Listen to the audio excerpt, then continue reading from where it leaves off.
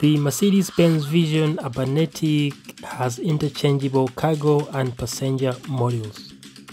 This is actually a pretty interesting vehicle. Vision Urbanetic has a LED panel on the front that projects a digital shadow, so pedestrians and cyclists will understand that the car sees them.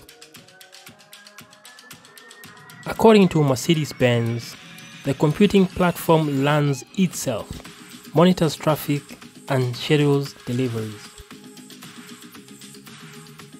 The car itself stretches 5.14 meters in length and its cargo platform is 3.17 meters. Now the maximum capacity is a dozen passengers or 10 euro pallets. The cargo model can independently sort and dispense goods. Now I'm starting to imagine what deliveries will be like in the next few years with the Mercedes-Benz Vision